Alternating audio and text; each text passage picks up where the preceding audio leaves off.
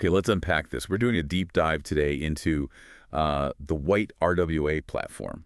It's from WhiteRock. Yeah, and based on the sources we've looked at, their mission is pretty ambitious. Right, taking all these separate regulated markets. And trying to merge them into one big open liquidity pool. But specifically for tokenized real-world assets, RWAs. So why is that such a big deal? What's the core problem they're, aiming to solve? Well, the sources point straight at traditional finance. Capital markets today, they're fragmented, seriously fragmented. By country lines, mostly. Exactly. National borders define everything. So you have separate pools of liquidity, different trading hours, London versus New York versus Tokyo. Different settlement times, too, which is a nightmare. Oh, absolutely. And completely different rule books. It's inefficient. Trading the same thing in different places is like dealing with different worlds. It's a patchwork. Yeah. Okay, so how does this white platform plan to replace all that fragmentation? So the core is using an on-chain venue. Meaning the marketplace lives directly on the blockchain itself. That's right. The platform routes all the orders from everywhere through just one global liquidity pool. But, and this is the really clever bit according to the material, it doesn't just ignore the borders. It actually respects the rules of each different jurisdiction, somehow simultaneously. Okay, hold on. How can you have one pool but still follow, say, German rules and U.S. rules at the same time? The sources mentioned embedded compliance. Yes, exactly. That seems to be the key mechanism. Compliance isn't something checked before you trade, like an external step. It's built into the network logic, the protocol level.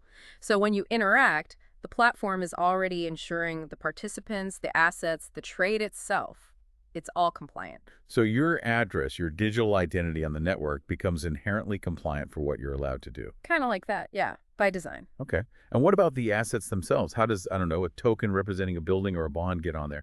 And how does this compliance travel? So, according to the sources, basically any real-world asset can be tokenized for the platform. The issuer just needs to provide a tested proof they own the underlying asset. So it's fully backed, one-to-one. 100% backed, yeah. And importantly, there's no mention of lengthy regional listing approvals or negotiating with gatekeepers. And the compliance part. Yeah. For the asset. That travels with the token. Think of it like digital instructions or permissions attached to the asset token. Yeah. And the network's code reads those instructions. It automatically enforces the right rules depending on who's trying to trade it, where they are, all instantly. So you've got compliant users, compliant tokens. What can people actually do on this platform? What functions are there? Well, the contract suite they describe sounds pretty comprehensive. Standard spot trading. Yeah. Opening margin positions. You can apparently deposit your tokenized assets into lending pools, earn yield that way. Okay, standard DeFi-like functions. Or borrow against your holdings. So it seems aimed at being a full-service financial hub, just on-chain. And the big win. The main benefit the sources are highlighting from this unified code-based system. Speed and efficiency, mainly boiling down to settlement. Because functions settle inside the confirmation block. Meaning it's final almost immediately with the blockchain transaction. Exactly. Capital isn't locked up for days in some clearing cycle like it is now. Right. T+2 or whatever it is. Gone. Risk is measured in seconds, the sources say, not days. Wow. And the knock-on effect of that? Deeper markets, globally.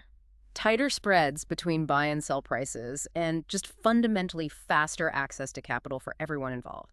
Businesses, investors. That kind of efficiency, it really sets up their long-term vision, doesn't it? It absolutely does. The vision painted is, well, pretty transformative. A single marketplace where you could see, a U.S. Treasury bond trading right next to a German blue chip stock. And maybe a Singaporean REIT, all in the same place. Side by side, in the same venue. Instantly tradable.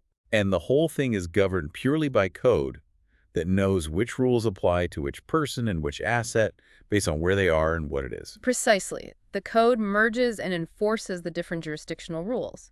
But the rules don't force the liquidity itself to live in separate geographic silos anymore. So the world could share one transparent, always-on order flow. That's the idea. That's the core vision described. Okay, so wrapping up this deep dive. Based on these sources, the White RWA platform envisions this single global liquidity pool for real assets, always on. And crucially, using code to embed and enforce all those different international compliance rules simultaneously. Which leaves us, and you listening, with a really interesting thought, I think. Yeah, what does it actually mean for global finance, for how capital moves, when code can respect and enforce international rules and bridge those borders at the same time, creating truly borderless liquidity, but keeping the necessary rules intact? It's a fascinating concept to mull over.